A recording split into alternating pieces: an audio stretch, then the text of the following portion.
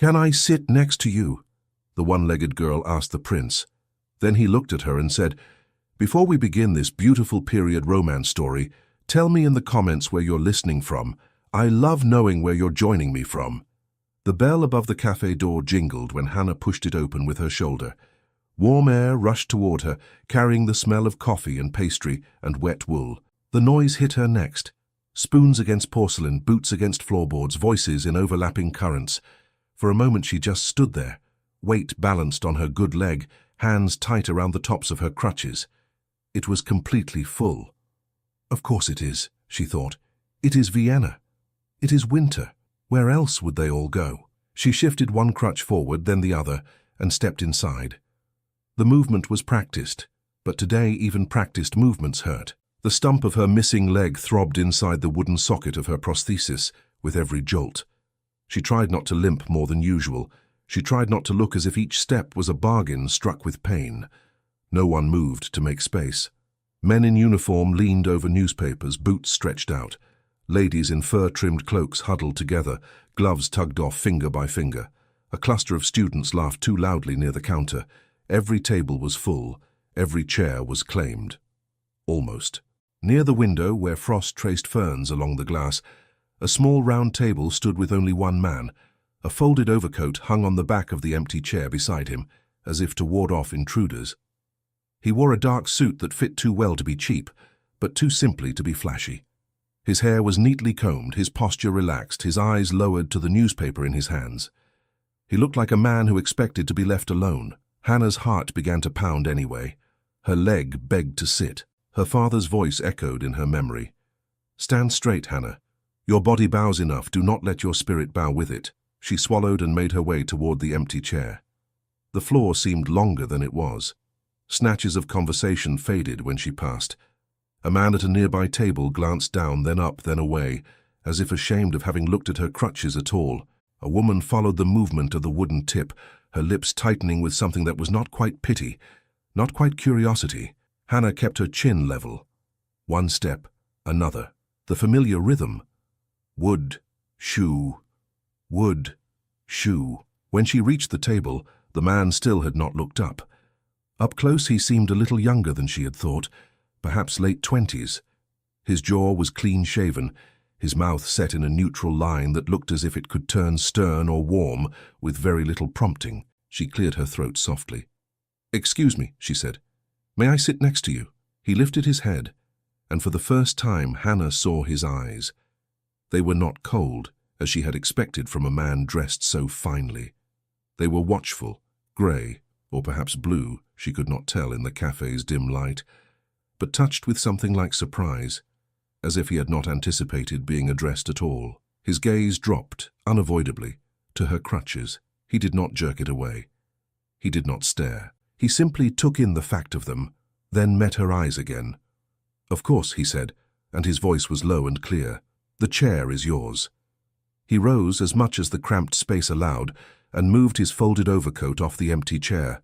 It was a small gesture, but he did it with the precise courtesy of someone who had been trained not to forget such things. "Thank you," Hannah murmured. She eased herself into the chair carefully, one hand gripping the edge of the table for balance. She hated the moment of awkwardness when she had to lift the heavy wooden leg forward, hated the way her body tilted. Her crutches tapped against the table leg and rattled the cups. "I am sorry," she whispered, cheeks heating. "I am clumsy today." "You walked across this room in winter on those," the man said calmly. "That is not clumsy." Her eyes darted up, surprised by the simple, matter-of-fact tone. He said it as if he had remarked on the strength of a horse or the reliability of a clock. "It is only walking," she said. "Most men here complained about the snow after 3 steps," he replied. "I watch them." His mouth tipped up slightly. "I know what I am saying." A reluctant smile tugged at her lips. "Then perhaps the snow is very proud today." He folded his newspaper and set it aside. "Then we are all justified in being late to our business." A waiter appeared at Hannah's elbow, drawn more by the money he might collect than by any concern for her comfort. "Fräulein?" he asked briskly. "A small coffee, please," she said. "Very small. And if there is a roll that is not too dry—" "I will see," the waiter muttered, eyeing her plain cloak and worn gloves, clearly assessing how much she might spend. The man beside her reached into his pocket with a smooth motion. "Bring the lady whatever she wishes," he said. "And something hot besides. The morning is cruel." The waiter's manner changed in an instant. "At once, sir." Hannah stiffened. "There is no need," she said quickly. "I can pay for my own coffee." "I do not doubt it," the man answered. "But I grew cold merely watching you cross the street. I would feel guilty if I did not contribute to the repair of my imagination." She blinked, then let out a little laugh. "You speak very strangely for a man with such proper gloves." He glanced down at his hands as if seeing them for the first time. "Do I?" "I had not noticed." He hesitated, then added, "If my offer offends you, I withdraw it. Only say so." The fact that he asked instead of assuming softened something tight in her chest. "It does not offend me," she said quietly. "It only surprises me." "Then we are both surprised," he replied. "I am not often allowed to buy coffee for anyone." "Not allowed," she repeated, puzzled. He seemed to reconsider and shrugged lightly. "Not inclined, then. I travel often. One loses the habit of sharing a table." "Ah," she said, "a traveler." "That will do," he said. "And you, Fräulein—" "Weiss," she supplied. "Hannah Weiss." "Fräulein Weiss," he repeated, as if tasting the sound. "I am Leonhardt." She waited for something more. Leonhardt what? Of where? A clerk, a merchant, a lawyer? But he offered nothing. "Just Leonhardt?" she asked. "For this morning," he said, and there was a glint in his eyes that she could not quite read. "If you do not mind the informality." "I'm a copyist of music," she replied. "My world is full of names with 17 syllables. A simple one is a rest for the hand." "A copyist?" His interest sharpened. "Then you are responsible for the notes that torture our pianists." "Not the notes," she said, smiling. "Only the ink." The waiter returned with a small cup of coffee, a roll, and a steaming bowl of something that smelled like broth. He set them down with unexpected care. "Thank you," Hannah said. "Thank your companion," the waiter replied, nodding toward Leonhardt with the sudden deference of a man who had recognized the cut of his coat. Hannah glanced at the man beside her. "You did not have to drink it while it is hot," Leonhardt said. "You can argue with me when your fingers are no longer numb." Her fingers were numb, she realized. She wrapped them around the bowl for a moment, feeling them sting as warmth returned. "You are very insistent," she said. "So I have been told," he answered. She took a careful sip of the broth. It was salty and simple and felt like life itself spreading through her chest. Leonhardt watched her, as if it were of interest to him whether she enjoyed it. No one watched her like that outside her father. People watched her walk. People watched her limp. They did not watch her eat soup. She lowered the bowl and said, "You are not Viennese." "No?" He tilted his head. "What betrays me?" "Your vowels," she said, "and the way you hold your shoulders, as if your coat has invisible embroidery that we must all admire." His shoulders relaxed into a real smile now. "You are merciless, Fräulein Weiss." "Only a little," she said. "Where are you from?" "From farther than I look," he answered. "Tell me instead about the music you copy. That is a safer geography." She could have pressed. She did not. Curiosity stirred, but it felt impolite to pry when he had just paid for her broth. "I copy whatever they bring me," she said. "Waltzes, mostly marches, songs that young ladies sigh over and forget in a month." "You do not like waltzes?" he asked. "I like them when they are played well," she said. "I did not like them when I was 12, and the doctor told my father I would never dance one." He went very still. She regretted the words the instant they came out. Too much. Too honest. She reached for her roll to cover the moment, tearing off a piece with her fingers. "I am sorry," she said quickly. "That is not proper talk for a café." "Who declared it improper?" he asked. "Everyone," she said with a little shrug.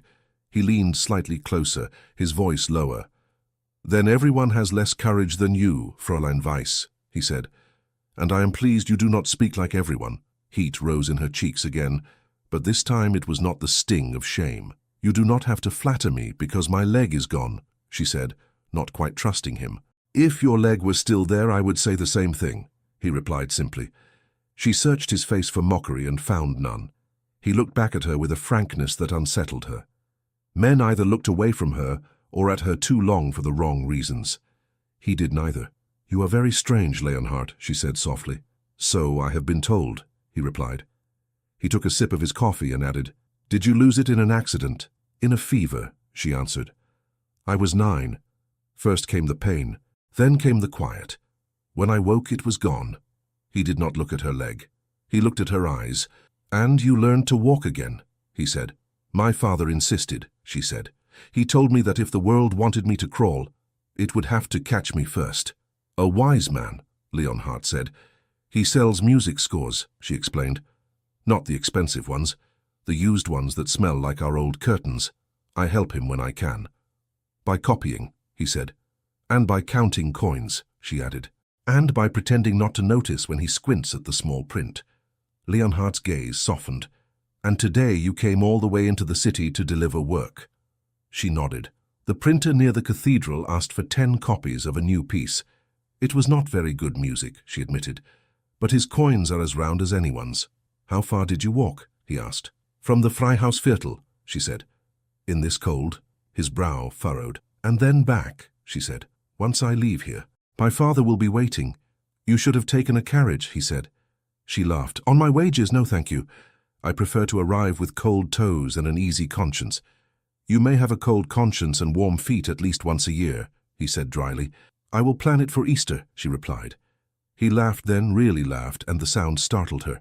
It was a rich, unguarded sound that did not match the careful lines of his posture. A man at the next table glanced over, frowning, as if laughter from a lame girl and a stranger offended his sense of order. Hannah felt the familiar brush of eyes against her back and shoulders. She straightened in her chair. "People are looking," she murmured. "Let them," Leonhardt said. "They do not like when people like me forget to be invisible," she said, keeping her tone light. "Then it is good they are reminded," he replied.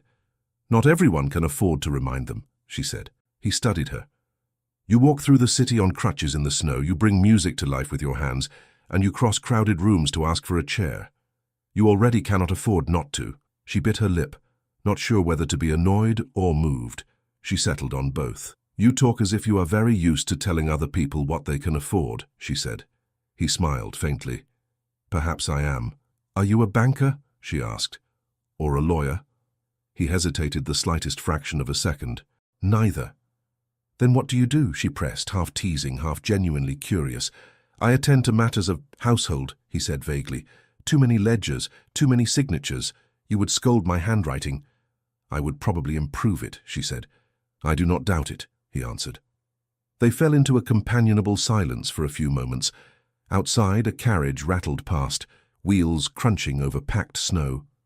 Condensation ran down the window in slow trails. "Do you travel often?" Hannah asked. "Often enough," he said.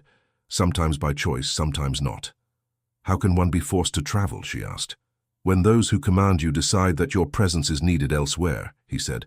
"So you are a servant," she said, half jesting. "Of a sort," he replied, and there was something in his voice that made her wonder who he obeyed.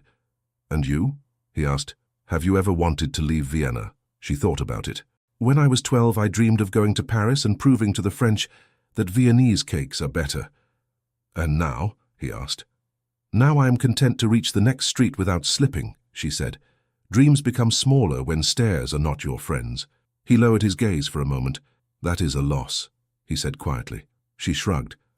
"Small dreams are easier to carry, but you carried yourself here," he said. "That is not small.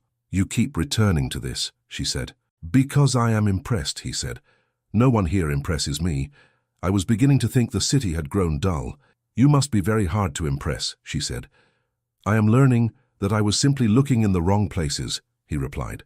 The way he said it made her heart beat faster, and she looked away, focusing on her coffee cup. "Do you have family?"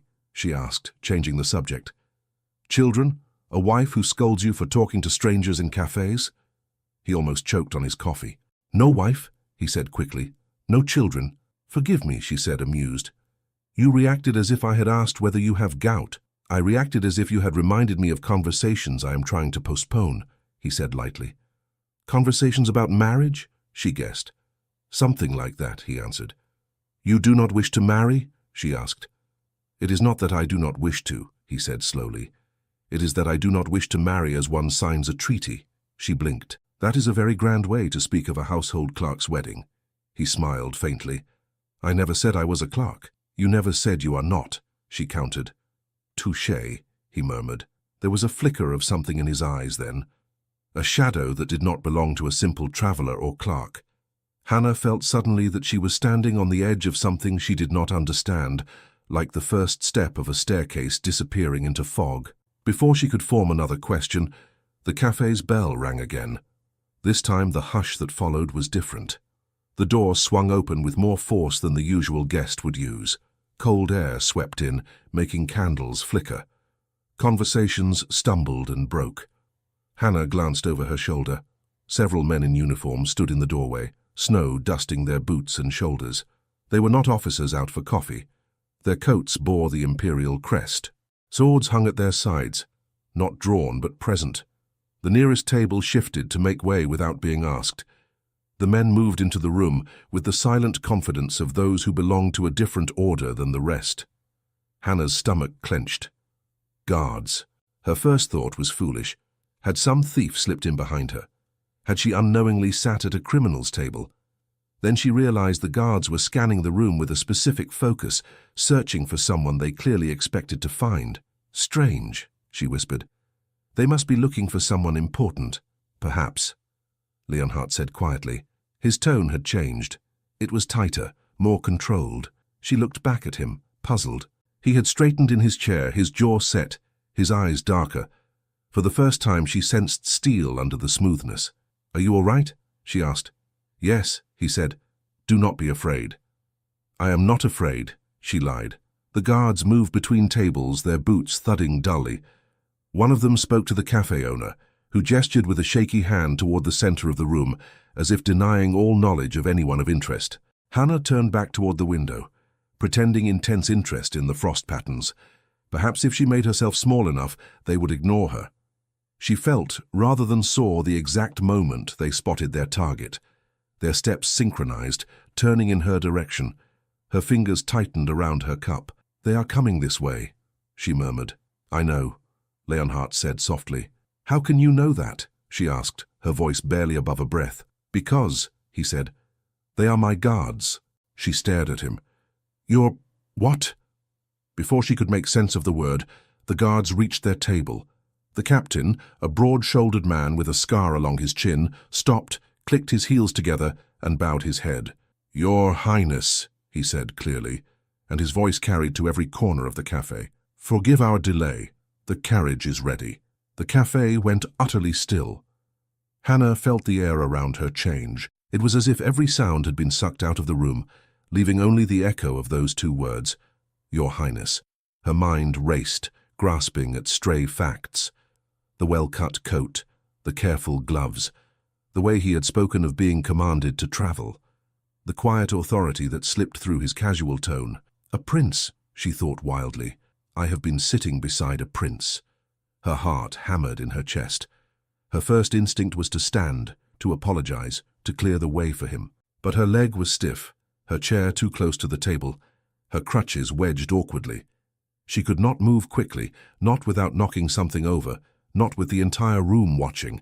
Every eye seemed to swing between the kneeling guards and the lame girl at the prince's elbow. She could feel the judgments forming already. How ridiculous she must look, perched there like a crow on a carriage. Leonhardt, no, the prince, she corrected herself, rose slowly from his chair. The guards dropped to one knee in unison. Someone gasped near the door. A spoon clinked and rolled off a saucer. The cafe owner sank into a half-bow behind the counter, his mouth open. Hannah's pulse roared in her ears. Heat flooded her face, then drained away, leaving her cold and lightheaded. She wanted to disappear, to sink through the floorboards, to take back every word she had said. She heard a woman whisper sharply, "Look at her," right at his side. How presumptuous. Perhaps he was being charitable, another voice murmured. Charity, the first agreed. For the cripple, the word struck like a slap. Hannah's hands trembled on her lap. She tried to gather herself enough to stand and curtsy, something, anything that might show she understood her place. Her crutches caught against the table leg and slipped, clattering to the floor. The sound was loud in the stunned silence. She froze, half-risen, unbalanced. Without her crutches, she could not take another step. Humiliation flooded her. Of all moments to make a spectacle of herself, it had to be this one. She did not dare look at Leonhardt's face. She could not bear to see the polite distance that princes must wear. The captain's voice came again, urgent but low. "Your Highness, we should leave at once. There is concern at the palace." Leonhardt did not answer immediately. Instead, he bent down and picked up Hannah's fallen crutches with his own hands. The gesture sent another ripple through the room. He set the crutches carefully against the table, steadying them so they would not slip again. Then he turned, not to the guards, but to Hannah. His eyes met hers. They were not amused. They were not embarrassed. They were determined. He straightened to his full height, the small space seeming suddenly too narrow around him. The guards waited, kneeling. The guests waited, holding their breath. Hannah waited. Her heart caught somewhere between dread and a fragile, desperate hope. Leonhardt looked once at the captain, then back at her, and the entire cafe leaned toward him as he opened his mouth. Then he turned fully to Hannah and said, "Fräulein Weiss, thank you for keeping me company," Leonhardt said, clearly enough for the whole room to hear. "It has been the most honest hour of my morning." A murmur ran through the cafe at the sound of his voice. He had not called her girl. He had not called her poor thing. He had called her Fräulein Weiss. Hannah stared at him, unable to speak. He turned to the guards, who were still kneeling. "Stand," he said. They rose at once. "You have found me," he went on, his tone now edged with the calm authority of someone used to being obeyed. "You may inform those who are worried that I am alive, well, and capable of finishing a cup of coffee." The captain cleared his throat. "Your Highness, the court is in some agitation. It is not fitting—" "It is not fitting," Leonhardt interrupted, "for my escort to interrupt the peace of a public house more than necessary. The citizens of Vienna are not an enemy to be invaded." The captain flushed. "Of course, Your Highness, we only—" "You will wait outside," Leonhardt said. "I will finish my conversation, and then I will join you." The captain hesitated, torn between protocol and his prince. "Outside," Leonhardt repeated, not raising his voice but letting the word carry the weight of command. At last the captain bowed stiffly. "Yes, Your Highness." The guards turned and moved back toward the door, their departure a smaller storm than their arrival. The bell jingled behind them. The room did not relax, it just redirected its attention entirely onto the table by the window. Leonhardt sat down again. Hannah was still half risen without her crutches. He pulled the chair gently toward the table to steady her, then rested his hands lightly on the back. "You need not stand for me," he said, in a low voice meant only for her. "You were here first." "I should." Her throat felt tight. "Your Highness, I did not know. I would never have. I should have. Oh, I do not even know what I should have done." "You did exactly what you should have," he said. "You asked for a chair when you needed one." Her heart hammered. "You are a prince." "And you are Hannah Weiss," he replied. "It appears we are both more complicated than we first appeared." She swallowed. "Everyone is staring." "Let them," he said again. "You can say that," she whispered. "You are allowed to be looked at." He paused, then nodded once. "Very well," he said quietly. "Then I will give them something worth looking at." Before she understood what he meant, he spoke louder, his voice carrying easily. "Fräulein Weiss," he said, "will you permit me to escort you home? The streets are treacherous today, and I would be a poor prince indeed if I let a lady who shared her table fight the snow alone." The word lady hung in the air. Hannah's breath caught. "Your Highness, that is not necessary." He lowered his voice again. "Do you wish to refuse because you truly do not want my help, or because you are afraid of their faces?" She froze. Honesty pressed behind her teeth. Finally she whispered, "Because of their faces." "Then allow me to offend their faces," he said gently. "It will do them good." She let out a shaky breath that might have been a laugh if she had not been so close to tears. "I do not want to be a spectacle," she said. "You were not the one who knelt with swords at your side," he replied. The cafe owner, emboldened now that he knew who his guest was, hurried over, bowing. "Your Highness," he gushed, "we are honored beyond words. If you had known, Leonhardt said evenly, "you might have denied a tired young woman a chair. I am glad you did not know." The man's mouth flapped open and shut. "Of course, Your Highness. Of course, I would never—" I am certain you will remember today when the next exhausted customer comes through your door, Leonhardt said, perhaps even if she carries no fine purse. Yes, Your Highness, certainly, absolutely. And her coffee, Leonhardt added, is to be written on my account, do you understand? Perfectly, Your Highness. He turned back to Hannah. Will you allow me to help you stand? He asked. A prince asking permission to help her. Her instinct was to refuse, to insist she needed no one, to cling to the hard-won pride she wore like armor. But the room's weight pressed on her shoulders. Her leg throbbed, and something in Leonhardt's steady eyes told her that denying him now would not be an act of courage but of fear. Yes, she said finally. Thank you. He stepped closer and offered his arm, not as one offers support to a child, but as a gentleman offers his arm to a partner about to waltz. She placed her hand lightly on his sleeve and pushed herself up, shifting her weight onto her good leg. Her balance faltered just for a second. His arm did not. When she was upright, he retrieved her crutches and guided them into her hands. There, he said softly. Now we make our escape. She tried to smile. It feels more like a parade. A poor parade if they only watch and do not throw flowers, he replied. A few people had the decency to look away. Most did not. Hannah felt their eyes following every move as Leonhardt led her through the maze of tables. As they passed the woman who had whispered about charity, the woman dropped her gaze and curtsied, more to the prince than from remorse.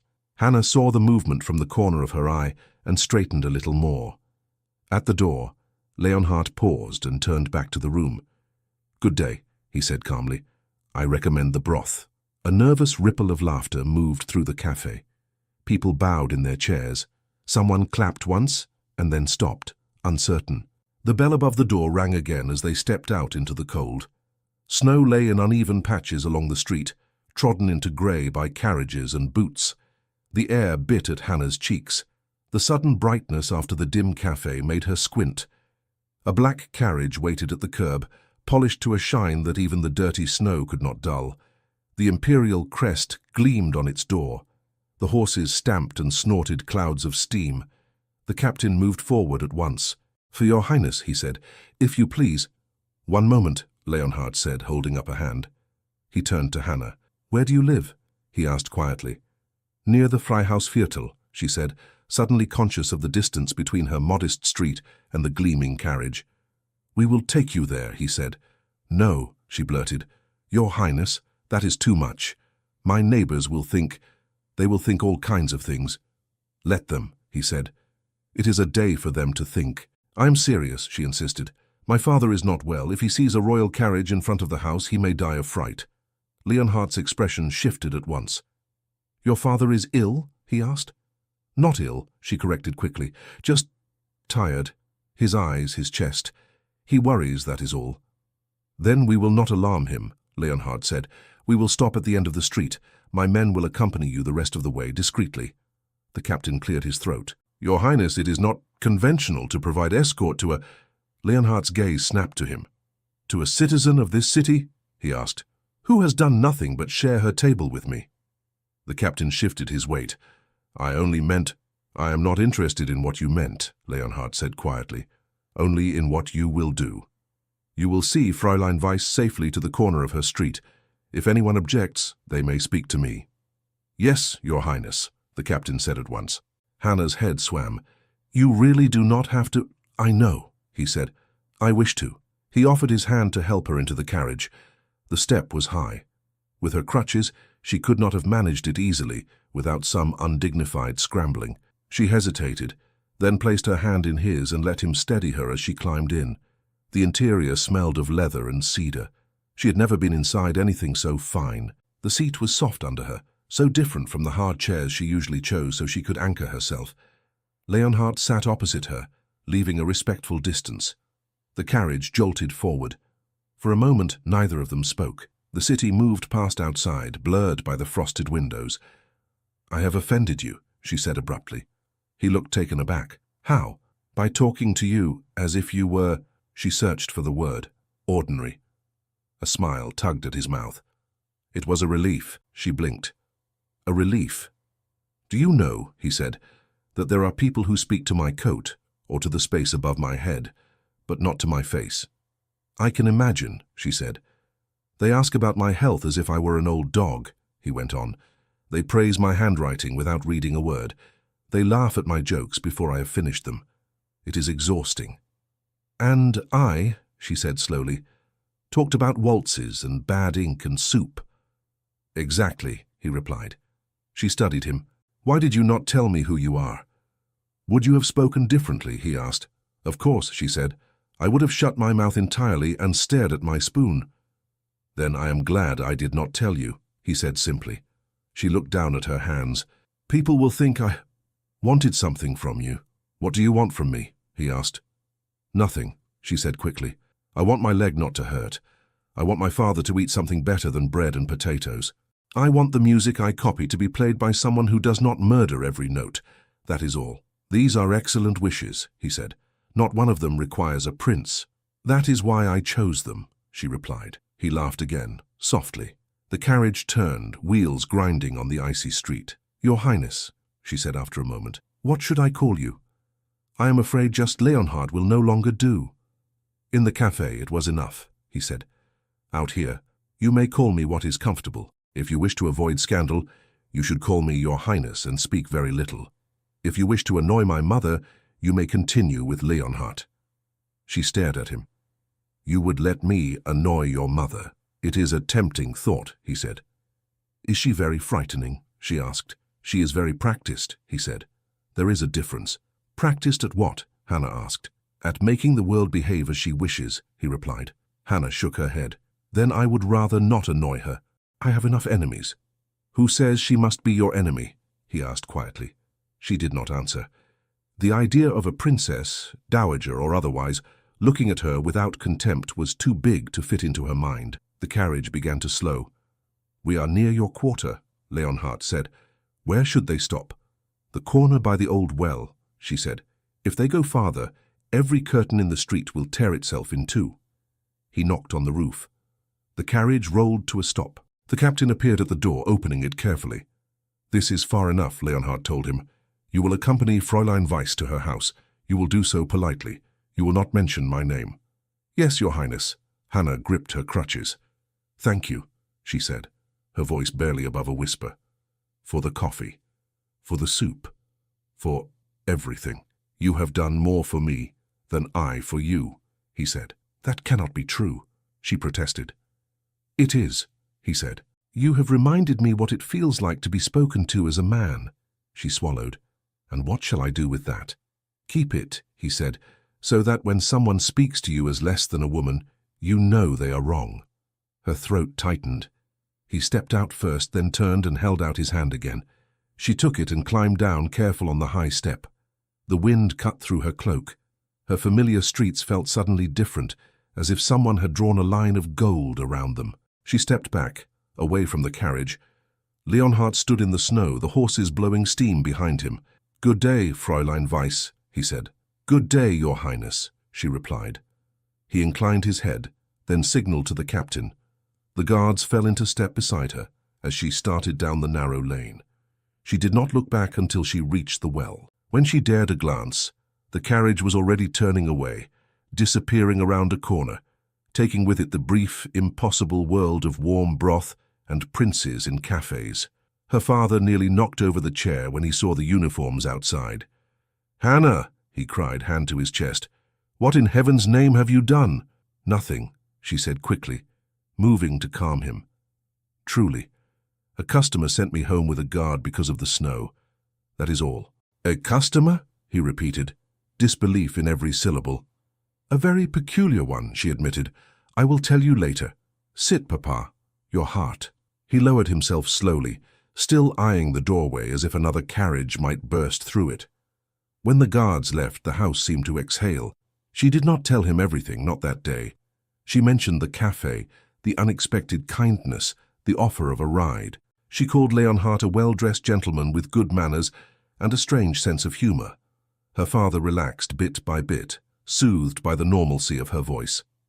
That night, alone in her small room, she pressed her fingers to her lips and tried to hear his laughter again. Prince, she thought, testing the word in private. It sounded like something from a story, not from her own life. She told herself she would never see him again. She was wrong. Days passed. The snow on the streets thawed, froze, thawed again. Work returned in its usual trickle. 2 waltzes to copy, a song for voice and piano, a set of church hymns. Then, one morning, a man in neat but ordinary clothes came to the shop. He carried a letter with a small seal Hannah did not recognize. "For Fräulein Hannah Weiss," he said, bowing slightly. She wiped ink from her fingers and took it cautiously.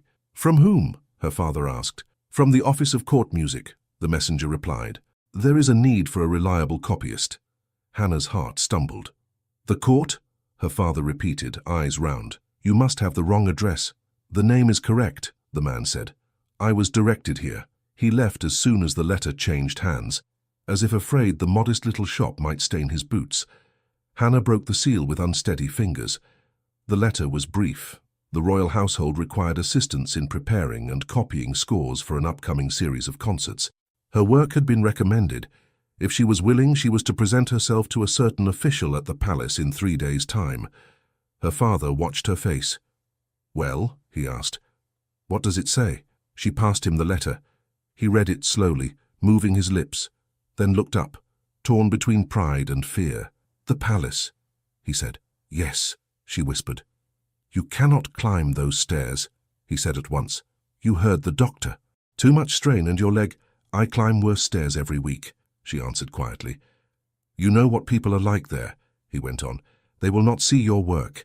They will see your crutches." "That happens here as well," she said. He looked down at the letter again. "The pay would help," he admitted. "The landlord has been patient, but his patience is not a charity." "I know," she said. "Do you wish to go?" he asked. She paused. Images tumbled in her mind. Polished floors, high ceilings, eyes that weighed and measured, and one pair of eyes that had not. "I do not know," she said honestly. "I am afraid." "Then we can refuse," he said. "I am also curious," she added. He let out a breath that was almost a laugh. "You are your mother's daughter." "What would she say?" Hannah asked. "That if the palace wishes to pay you for doing what you already do well," he said, "you should at least go hear their offer and make them suffer your honesty." Hannah smiled helplessly. He reached across the table and took her hand. "Go," he said. "Walk carefully. Walk proudly. And if they treat you badly, you come home and we will curse them together." She squeezed his fingers. Very well. 3 days later, she stood at the foot of the palace steps. They were as long and grand as she had imagined, stretching upward between stone balustrades. People passed by her in a stream, servants, clerks, gentlemen, ladies. No one paused to stare yet. She was outside their true world. She set the tip of her crutch on the first step. One at a time, she told herself. One at a time. By the time she reached the top, her arms burned and her stump throbbed, but she stood straight. Inside, the floors gleamed, the ceilings soared. Her reflection flashed in polished surfaces, small, plain, leaning on crutches. She followed the directions in the letter, heart pounding with each step. Not everyone noticed her. Some were too busy carrying papers or instruments. But enough did. A young footman's eyes widened. A maid smothered a giggle behind her hand. 2 minor officials whispered as she passed. She kept her gaze forward. The official she had been told to find turned out to be a thin man with ink-stained fingers of his own. "Are you our Fräulein Weiss?" he asked, peering over spectacles. "Yes," she said. "Your samples were quite legible," he said. "We have a backlog. You will work in the music archives most days. Occasionally you may be called to deliver scores. You will be paid monthly. Is this agreeable?" "Yes," she said, feeling light-headed. "Very agreeable." "You will not be required to climb too many stairs," he added, flicking a quick glance at her crutches. "We can use the smaller rooms below when necessary." The consideration surprised her. "Thank you," he grunted. "We care more about notes being in the right place than feet." It was as close to kindness as any bureaucrat could come. Her first days passed in a blur of ink and paper. The archives smelled of dust and old glue. Shelves towered with scores. She lost herself in clefs and key signatures, stopping only when her hand cramped. Some people were indifferent. Some were kind, like the violinist who thanked her for saving him an hour of copying. Some were less kind. Did they run out of normal clerks? A young page snickered to his friend as she passed. "At least if she drops something, she will hear it." the other replied. Hannah pretended not to hear. She had long practice, and yet, even with the small pricks of cruelty, there was satisfaction. The work mattered. The music she copied would be played by real musicians, heard by real ears. She was not invisible here, even if some people wished she were. On the fourth afternoon, the archive official handed her a stack of freshly copied orchestral parts.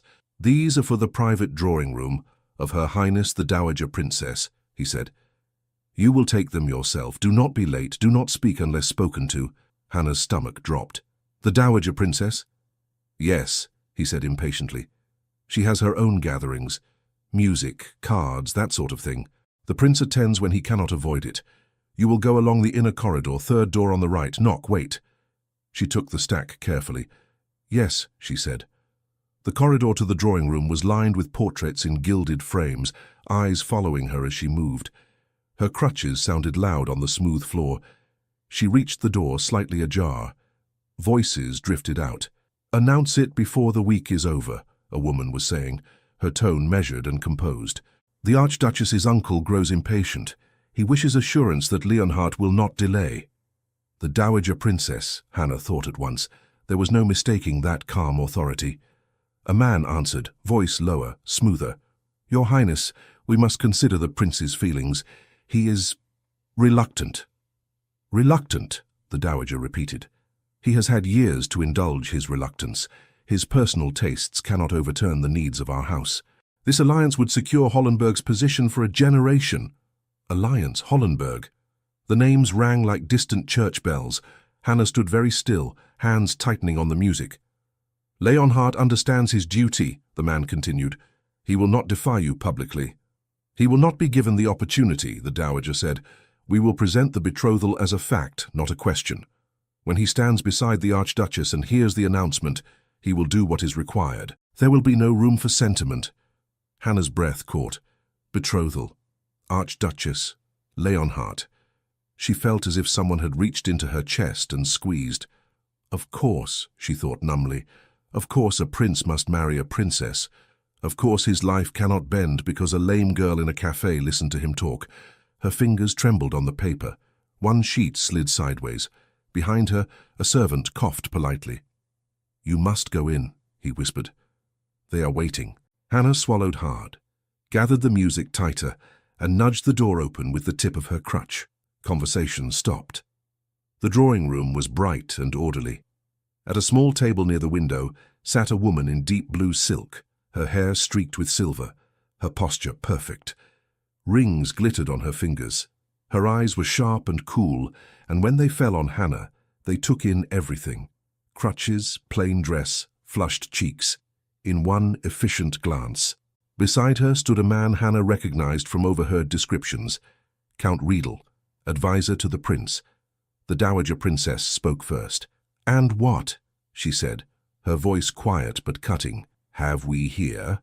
Hannah's pulse thudded in her ears. She dipped her head as much as the music in her hands allowed.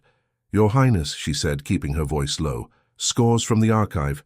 For this evening." Count Riedel stepped forward, taking the top folder and glancing through it as if to confirm that ink on paper still behaved as expected. "The new selections," he said to the Dowager Princess. "On time." The Dowager did not look at the music. Her gaze remained on Hannah. "You came from the lower offices?" she asked. "Yes, Your Highness," Hannah replied. "With those," the Dowager added, nodding once toward the crutches, "you climbed all the way to this floor." "Yes, Your Highness," Hannah repeated. "Is there no boy who can be sent?" the Dowager asked quietly, still studying her. Count Riedel cleared his throat. "The archive clerk said she was the most reliable. The others were occupied." "I see," the Dowager murmured. "And what is your name?" "Hannah Weiss, Your Highness." "Daughter of?" the Dowager asked. "Jakob Weiss, Your Highness. He sells music in the Freihaus Viertel." "Ah," the Dowager said, "so you are familiar with ink and paper. That is something. At least they did not send a scullery maid." Hannah kept still, the words pricking but not drawing blood. She had heard worse. The Dowager's eyes dropped once more, briefly, to the wooden leg visible beneath the hem of Hannah's skirt. "How did this happen?" she asked. "A fever, Your Highness," Hannah said, "when I was a child." "And yet you came here," the Dowager said, "to work in a place of many stairs and polished floors." "Yes, Your Highness," Hannah said. "The palace asked for help." "I have two hands, they can copy notes." Count Riedel's mouth twitched, as if he had not expected such a direct answer. The Dowager's expression did not change. "You speak plainly." "I copy plainly as well, Your Highness," Hannah said. "Let us hope your pen is more cautious than your tongue," the Dowager replied, but there was almost a trace of amusement under the mild rebuke. The door behind Hannah opened. She did not have to turn to know who had entered. The air itself seemed to notice. "Mother," Leonhardt said, "you asked for me." His voice reached her before he did. She fought the urge to glance back. She stood very straight, music balanced carefully in her shaking hands. The Dowager's gaze shifted past Hannah. "I did," she said. "We are discussing the program for the next gathering. Count Riedel believes too many marches will make our guests feel like they are still on the parade ground." "Then perhaps fewer marches," Leonhardt said. "Unless you wish them to begin saluting between courses." Count Riedel smiled politely. Leonhardt stepped farther into the room. From the corner of her eye, Hannah saw him stop short when he recognized her. "Fräulein Weiss," he said quietly. She turned, because not turning would have felt like rudeness. "Your Highness," she said, dipping her head. "I brought the scores." "So I see," he said. The Dowager's brows lifted slightly. "You know her?" "Yes," Leonhardt replied. "How?" the Dowager asked. "We met in the city," he said, "in a cafe. She kept me from dying of boredom, which is more than I can say for most courtiers." Hannah's cheeks burned. The Dowager's gaze sharpened. "Indeed." Count Riedel's eyes narrowed, measuring. Hannah wished the floor would open and swallow her ink-stained shoes. "I spoke with her before I knew who she was," Leonhardt added calmly, "and before she knew who I was." "Yet, the guards knew," the Dowager said dryly. Leonhardt did not flinch. "They corrected my oversight." The Dowager held his gaze for a long moment, then turned back to Hannah. "You may leave the music there," she said, indicating a side table with a graceful tilt of her head. "Be sure there are no missing parts. We will not have a violinist sulking because the second page went astray in the corridor." "Yes, Your Highness," Hannah said. She moved carefully, feeling Leonhardt's eyes on her as she crossed to the table. The room seemed smaller than the archive, more intimate, every sound magnified. As she set the scores down, she heard the Dowager say, "See that such errands are handled more discreetly in future, Count Riedel. We do not need the entire household gossiping about my sons and acquaintances." Hannah froze for a heartbeat. Acquaintances. The word was not cruel, but it was not friendly either. "Yes, Your Highness," Count Riedel replied. "Fräulein Weiss," the Dowager said. Hannah turned at once. "Yes, Your Highness?" "You will continue your work," the Dowager said. "If the archives value your hand, that is sufficient. But you will remember that your world and my son's do not intersect beyond paper and ink. Is that clear?" Hannah's throat was dry. "Yes, Your Highness." Leonhardt shifted. "Mother—" The Dowager lifted her hand a fraction, silencing him without looking away from Hannah. "Is that clear?" she repeated. "Yes," Hannah said again. "Perfectly clear." "Good," the Dowager said. "You may go." Hannah bowed as best she could, then turned toward the door. As she passed Leonhardt, he murmured, "I am sorry." She shook her head slightly, not trusting herself to speak. If she let any words out, they would spill like water and never stop. In the corridor, the air felt thinner. She leaned against the wall for a moment, eyes closed, forcing her breathing to steady. Her world and my son's do not intersect. She had known that. She had always known it. Hearing it spoken aloud only carved the line deeper. She returned to the archives and buried herself in work. For the rest of the day, she copied notes with ruthless focus, refusing to think about blue silk, cool eyes, or princes in drawing rooms. In the days that followed, she did her best to avoid Leonhardt. If she heard his steps in a corridor, she turned down another. If she saw him ahead, speaking with an official, she pretended to remember an errand in the opposite direction. When he passed through the archive once with a group of visitors, she kept her eyes firmly on the page in front of her and pretended to be deaf. It did not work forever. One afternoon, as she carried a bundle of finished parts to the storage room, he stepped out from a side door directly into her path. She nearly collided with him. "Forgive me," she said quickly, stepping back. "There is nothing to forgive," he said. "You were not the one hiding behind doors." She stared at him, startled. "You were waiting." "Yes," he said. "You have been avoiding me." "I have been working," she said. "That too," he conceded. She shifted the music in her arms. "I am busy, Your Highness. The concerts—" "Hannah," he said, dropping the title. The sound of her name on his tongue made her chest tighten. "I asked you to call me Fräulein Weiss," she said. "You did not ask," he replied. "You obeyed. There is a difference." She glanced around. The corridor was empty for the moment, but any door might open. "Your Highness, this is not wise," she murmured. "If someone sees us—" "They see us," he said, "all the time. Their eyes do not create something that does not exist." She hugged the music closer, as if it could shield her. "I heard your mother," she said, "in the drawing room." His expression flickered. "How much?" "Enough to know you are to be betrothed," she said, "to an archduchess, for alliances, for generations." He exhaled slowly. "You were not meant to hear that. Yet I did," she said. "And now I understand why the Dowager Princess spoke as she did." "Hannah," he began. "You are a prince," she continued, talking quickly to keep him from saying something she feared to hear. "I am a copyist. I walk with wood instead of bone. We do not belong in the same conversation except about paper." "That is nonsense," he said sharply. "It is the only sense that will keep you safe," she answered. "I am not a child to be kept safe from conversation," he said. "Do you think a few words in a corridor will topple the empire?" "No," she said, "but they can make your life harder. They already whisper because of the cafe, because of the carriage, because of the guards at my door." He grimaced. "Do they whisper to you?" "Sometimes," she admitted. "Mostly they whisper to each other. I am used to being the subject of whispers." "And I am tired of being the subject of ceremonies," he muttered. "Your Highness," she said softly, "you are going to marry a woman you barely know. You will stand beside her in crowds and give speeches and be looked at. That is not a life I envy, but it is the life you have." "And what life do you have?" he asked. "One with ink and paper and a father who needs me," she said. "It is enough, is it?" he asked quietly. She hesitated. "It must be." He looked at her for a long moment, searching her face. "In the cafe," he said, "you spoke to me as if I were no one special. You told me about a doctor who stole your waltz. You laughed at my gloves. Do you remember?" Of course she remembered.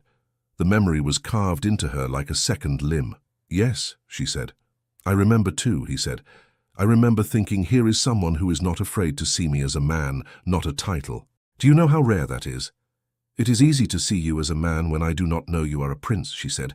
"It is less easy when the palace walls whisper your name." "Hannah," he said again. She shook her head. "You cannot ask me to stand between you and your duty," she said. "I am not strong enough for that." "I am not asking you to stand between," he said. "I am asking you to stand beside. There is a difference." "There is not," she insisted. "Not in their eyes." He stepped closer, his voice dropping. "In my eyes there is," he said. "You have changed something in me. You have made me look at the world I walk through and ask whether I wish to spend my life pretending I feel nothing. That is not a small thing, Hannah. You may wish to pretend it never happened, but I cannot." Her hand tightened on the music until the edges bit her skin. "You are kind," she said. "You are lonely. I understand that. But loneliness is not a reason to shatter your mother's plans, your house's alliances, your everything." "Who says I wish to shatter them?" he asked. "I simply refuse to be deaf to my own heart." His words hung in the air between them, heavy and unspokenly clear. She felt her defenses tremble. "You must not talk to me like this," she whispered. "It is dangerous." "For whom?" he asked. "For both of us," she said. Footsteps echoed at the far end of the corridor. Leonhardt stepped back at once. "Tear my music more slowly next time," he said aloud, his tone suddenly light and formal. "The strings like their parts to be in one piece." Hannah understood at once and nodded, playing along. "Yes, Your Highness," she said. 2 footmen walked past, glancing curiously at the prince and the girl with ink on her fingers. Seeing nothing overt, they moved on. Leonhardt's mask slipped back into place. "We will speak again," he said quietly. She did not answer. Days turned into a week. The palace buzzed with preparations. Servants changed curtains. Florists discussed arrangements. The kitchens filled with lists of delicacies. Even those far from the center of power knew something important was coming.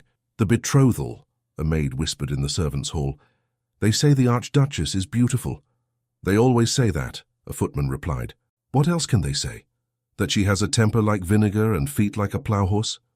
Hannah kept her eyes on her plate and pretended her ears were clogged with wax. Work multiplied. More guests meant more music. The archive hummed with feverish copying. One afternoon the official called Hannah over. The Dowager Princess is holding a small musical evening on the eve of the announcement, he said. Some pieces are to be tried in a more intimate setting. They require your assistance. My assistance, she repeated. You will attend, he said, in the back. You will make sure the scores are in order, handle any last-minute copying, attend to the conductor's requests. You will be paid extra for the hours. She swallowed. Will there be many people? A modest number, he said, half the nobility instead of all of it. She forced a smile. Then it will almost be a quiet night. He snorted. Quiet and nobles do not live in the same sentence. Do you accept? She thought of her father's cough, the landlord's frown, the cost of coal. Yes, she said, I accept. An hour before the gathering, she stood in her small room, staring at her only decent dress. It was simple, dark blue, with a collar she had altered herself. It was not new, but it was clean. She smoothed it over the curve where her real leg met the prosthetic. Do not pretend to be what you are not, she told her reflection. Only try not to shame those scores. She put her hair up as neatly as she could, wrapped her shawl around her shoulders, and made her way back to the palace as evening fell. The drawing room glowed with lamplight. Musicians tuned their instruments in a corner. Servants moved like shadows, setting out chairs. Hannah stood near the music stands, her stack of scores on a side table ready. Guests began to arrive.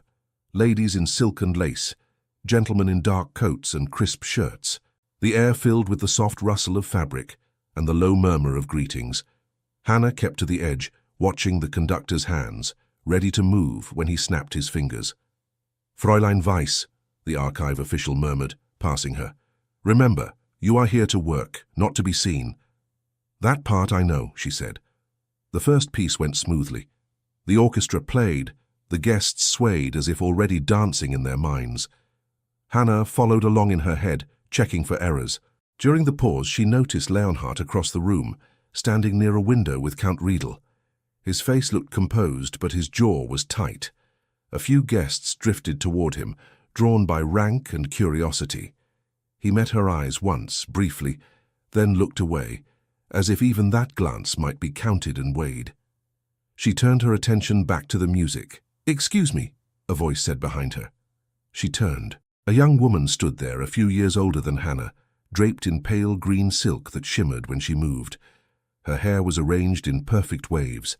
Her lips were curved in a smile that did not reach her eyes. "Yes," Hannah said. "You are with the musicians?" the woman asked. "I am a copyist," Hannah said.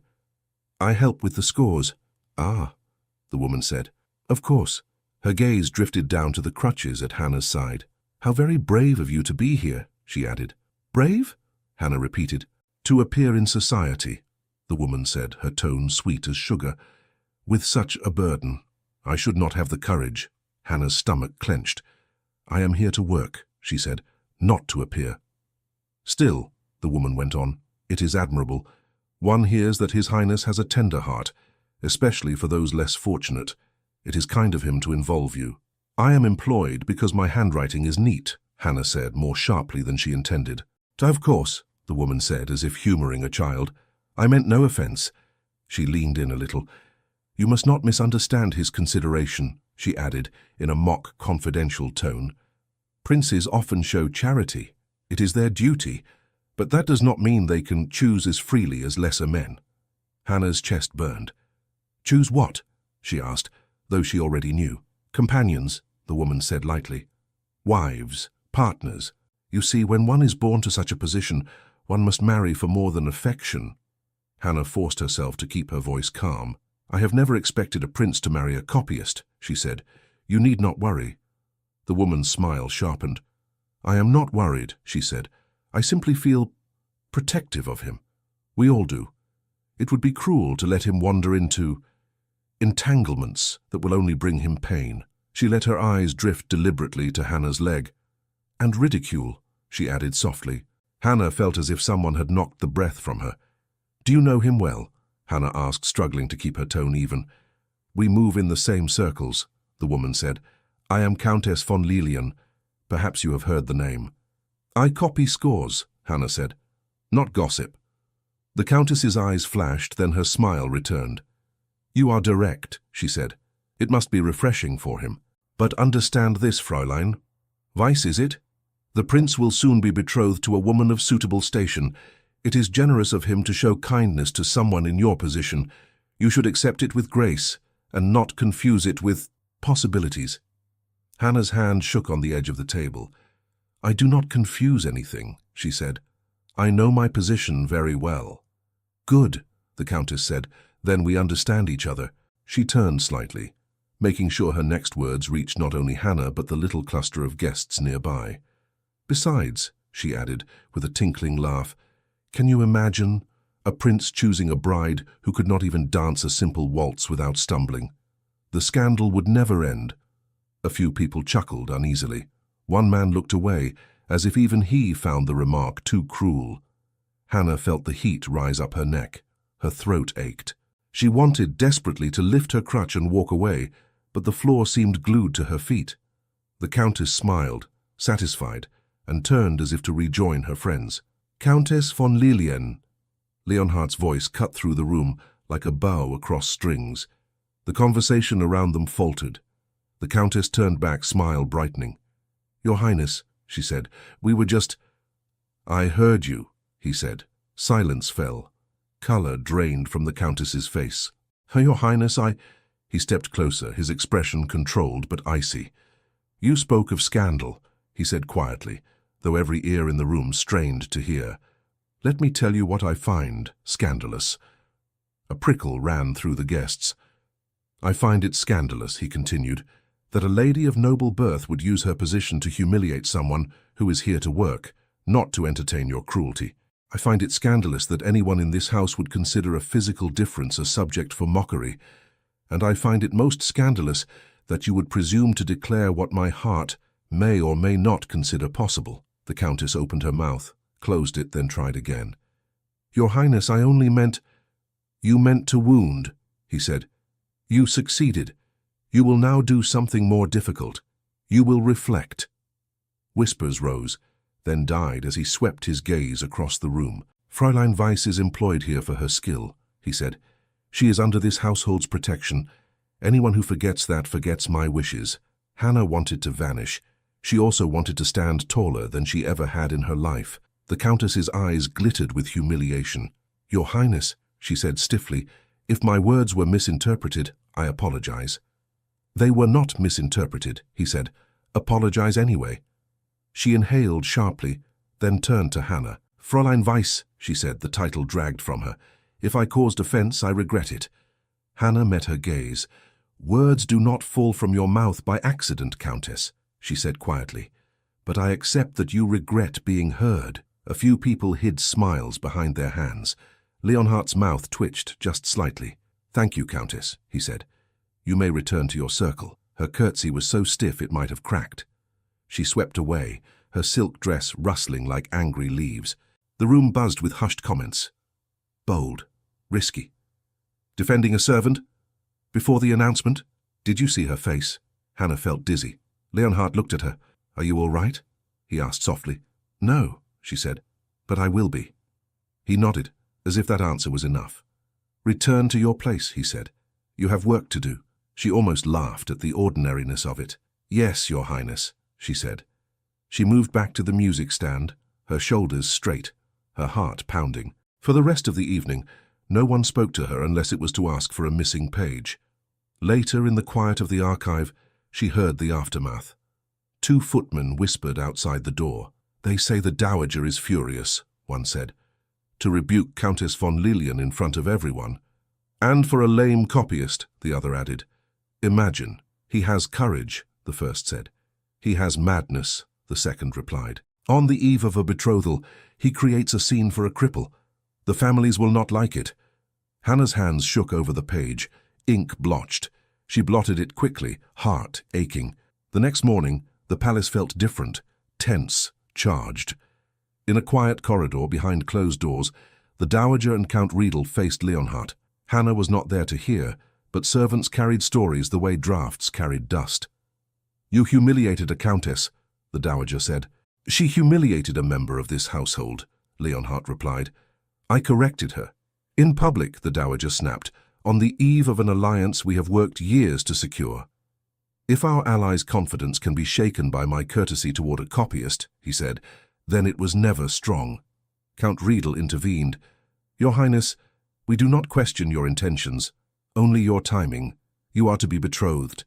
People already speculate that you are restless. These displays will only fuel stories." "Let them talk," Leonard said. "They will not only talk," the Dowager said coldly. "They will withdraw support. They will reconsider agreements. Do you understand the weight of that?" "I understand the weight you place on it," he said. She drew herself up. "I understand more than you do. I was married for reasons larger than myself. I learned to put my heart where it caused the least damage. You will do the same." "I will not marry with contempt in my heart," he said quietly. "You will marry with duty there," she replied. "Duty is the spine that keeps a house upright when hearts fail." "And what of the people beneath that house?" he asked. "Those who cannot walk its stairs without pain. Those who work until their eyes blur. They will benefit from your stability," she said. "They do not need your fixations." Silence. "Is that how you see her?" he asked. "A fixation?" "I see a girl who limps through our halls and turns my son's head," the Dowager said. "A girl who will be torn apart by this world if you drag her into its center. You would not be saving her. You would be handing her to wolves." "And leaving her at the door will save her?" he asked.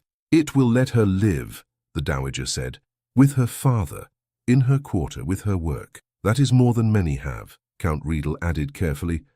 "Your Highness, for the sake of your future and her peace, have as little to do with her as possible. Once the betrothal is announced, this attention will fade. Do not make it harder than it must be." The message filtered through the palace in fragments. Hannah received it in the form of silence. Days passed without seeing Leonhardt. He did not appear in the archives. He did not pass her in corridors. If he attended rehearsals, he did so at hours when she was not there. She told herself this was good. This was right. Her chest felt hollow anyway. One afternoon, as she sorted pages, the archive official approached. "After the announcement," he said without preamble, "our needs will change. Fewer new pieces, more ceremonial ones. We may not require as much assistance. Be prepared." She nodded, numb. "I understand. I will recommend you to others," he added gruffly. "Your work is good." "Thank you," she said. The day of the betrothal announcement arrived. The palace glittered, courtyards filled with carriages. Guests flowed into the great hall in a river of silk and black cloth. Hannah's tasks were light. Most music had been prepared. She was told she might leave early. "You will not need me?" she asked. "Not today," the official said. "This is more speeches than songs." She packed her pens and papers carefully. As she made her way down the grand staircase, leaning on her crutches, the noise from the great hall rose like a distant tide. At the bottom of the stairs, she saw him. Leonhardt stood near the entrance to the great hall, dressed in formal attire, a sash across his chest. The Dowager stood beside him, hand on his arm. Count Riedel hovered nearby. Guests passed in front of him, bowing, curtsying. He nodded, his face composed. For a brief moment the path cleared. His eyes lifted and found her on the staircase. The world seemed to narrow to that thin line between them. She stopped, gripping the railing. They looked at each other. In his gaze, she saw so many things she did not dare name. Apology, frustration, something softer. She forced herself to smile, just a little. It said, "It is all right. Go. Do what you must." His expression tightened. He inclined his head, the gesture small but deliberate. Then the Dowager tugged his arm gently, and he turned toward the great hall. Hannah stood there for another heartbeat, then resumed her descent. She reached the side corridor that led to one of the lesser exits and turned away from the noise. From the great hall, the voices grew louder, echoing off marble. She paused near an archway, drawn despite herself. Through the opening, She could see a sliver of the hall, tall windows, banners, the backs of many heads. She could not see Leonhardt now, but she could hear. An official's voice rang out, formal and resonant. "Honored guests, we are gathered today to celebrate the union of two noble houses." The speech went on. Names, titles, history. Hannah barely heard the words. She leaned lightly against the cool stone, her leg aching, her heart heavier. "Prince Leonhard von Hollenberg," the official intoned. Her fingers tightened on the handle of her crutch. And Her Imperial Highness, Archduchess Amalia. There was a murmur of approval, polite applause. Hannah closed her eyes for a moment. Of course, she thought, it was always going to end like this. The official raised his voice again for the crucial part.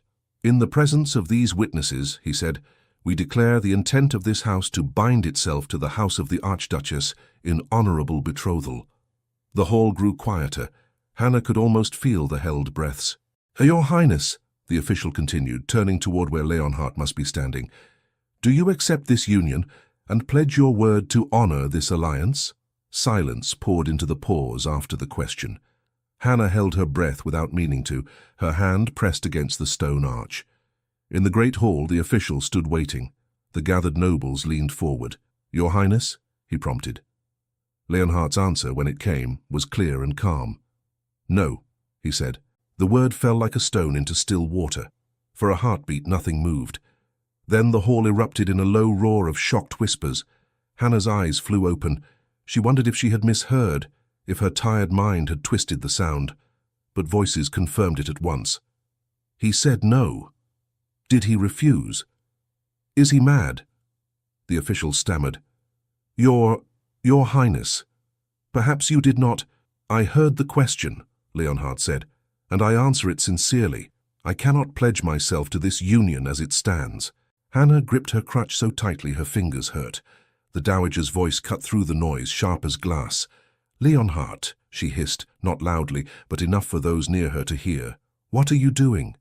He turned to her, his tone steady. "What I should have done long ago," he said. "I am speaking honestly." A rustle moved through the hall. Nobles shifted, exchanging looks. Some stared openly, others tried to look bored and failed.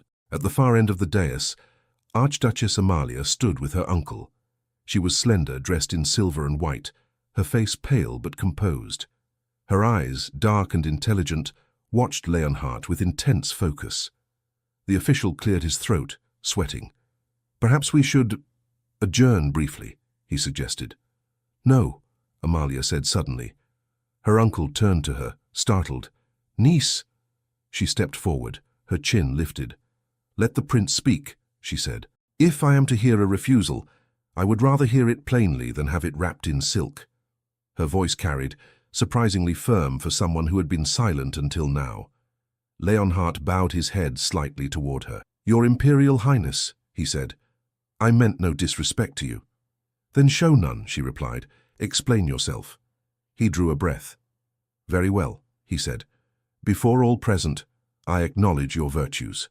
I know of your education, your sense of duty, your care for your younger siblings. You would be an honorable wife to any man and a fine partner in any alliance." A few murmurs of approval rose. "However," he continued, "I have come to believe that marriage entered for reasons of state alone, without the consent of the heart, is a false foundation. I do not wish to begin such a union with a lie." His words rippled outward. Some faces hardened, others grew thoughtful. The dowager's hand tightened on her fan. "You speak of lies?" she said. "You disgrace your house in front of half the empire." "I am trying to spare it a greater disgrace later," he answered quietly. Amalia watched him with an unreadable expression. "You do not know me," she said, "yet you refuse me." "I do not know you enough," he corrected, "and you do not know me. You deserve a husband who looks at you without wondering whom he has betrayed to stand at your side." Hannah felt as if he had reached into the archway and tugged her heart into the hall. Someone in the crowd muttered, "He thinks he is a poet." Another answered, "He thinks he is free." Amalia's uncle stepped in, voice tight. "Your Highness," he said, "these matters are not personal. They are questions of stability. Your house and ours are not at war," Leonhardt said, "nor at risk of it. You seek assurance, I understand." But ask yourself whether binding your niece to a man whose heart is elsewhere gives you true assurance." His words hung in the air. The uncle bristled. "And where, pray, is your heart, if not with your duty?" Leonhard hesitated. Hannah pressed harder against the stone, willing herself invisible. "My heart," he said slowly, "has been awakened to the idea that duty and truth must walk together. If I pledge what I do not feel, I will become a husband who resents his chains and a ruler who hides behind ceremony. That will help neither my house nor yours." The hall fell quieter. It was not the wild declaration of a reckless boy. It was something else, something harder to dismiss. Amalia studied him. After a moment, she gave a small, tired smile. "I find," she said, "that I am more relieved than offended." Gasps. Her uncle turned to her in shock. "Amalia!" She did not look at him. "I too have a heart, uncle," she said. "No one asked it what it wanted. They only told it where to stand." She faced Leonhard fully. "I do not love you," she said plainly. "We have met twice. You looked at my shoes more than my face." A few uncomfortable chuckles broke out. "Perhaps I was admiring the polish," he said, a faint smile touching his mouth. "Perhaps," she agreed. "In any case, you are right. I would rather not be bound to a man who sees marriage as a well-placed stone in a wall." "I want a little more than that," her uncle sputtered. "You embarrass us." "We are already embarrassed," she said. "Better to be embarrassed for honesty than for deception." She inclined her head toward Leonhard. "I accept your refusal," she said, "on the condition that you are as honest in future choices as you are now." He bowed. "You have my word." The official looked as if he might faint with relief and distress combined. "So," he stammered, "it is the mutual decision of both houses to reconsider the terms of this alliance?" Amalia's uncle opened his mouth to shout no. The dowager cut in first. "Yes," she said. The word surprised even those closest to her. She stared straight ahead, her jaw tight. "The terms will be re-examined," she said. "There will be no formal betrothal today." A hum of shock rolled through the hall. Some faces showed disapproval. Others masked their expressions quickly. Very few looked almost impressed. "That is all," the dowager concluded. "The guests may enjoy the refreshments." It was as close to an orderly dismissal as anyone could manage in that moment. The crowd shifted, conversations bursting forth, restrained and excited all at once. Hannah stepped back from the arch, her heart pounding. He had done it, she thought. He said no. She felt dizzy, as if the palace had tilted. A servant hurried toward her. "Fräulein," he whispered, "you should not be lurking here. If they find you—" "I am leaving," she said quickly. She slipped out through the lesser door and into the cold air, gulping it like water. The sound of the hall followed her faintly. Voices, footsteps, the clink of glasses. She did not know whether to laugh or cry. For the next few days, the palace buzzed like a disturbed hive. Reports flew in all directions. Some said the Archduchess had wept. Others insisted she had laughed. Some said the imperial family was outraged. Others said they secretly admired Leonhardt's spine. No one knew the full truth, and everyone claimed to. Servants carried versions of the story down to the kitchens. From the kitchens, it went to the streets. From the streets to printing presses that would, in time, smooth the edges and turn it into a neat column of gossip. Hannah tried to keep her head down. Her work in the archives continued, though there was a new tension in the air. The official handed her a fresh stack of pages. "You heard?" he asked. "I was near a door," she said. He snorted. "Half the palace was near a door. Well, whatever else we say, the prince has courage." "Or foolishness," another clerk muttered. "Sometimes they are the same," the official replied. He glanced at Hannah. "You may find your services less in demand soon," he said. "There will be fewer concerts, more private councils, but I will not throw you out in this weather. We will taper slowly." She nodded. "Thank you." At home, her father listened as she recounted what she could bear to share. "He refused," he said, eyes wide, "in front of everyone." "Yes," she said. "And they did not drag him away in chains?" he asked weakly. "No," she said. "They poured wine instead." He rubbed his forehead. "Perhaps the world is stranger than I thought." "Perhaps," she said quietly. In the days that followed, she did not see Leonhardt. She imagined him sealed in some high room, surrounded by angry relatives and advisors. In truth, the confrontation was less dramatic than she feared, and more exhausting. One evening, he sat alone with his mother in a smaller salon. The dowager held a cup of chocolate in her hands untouched.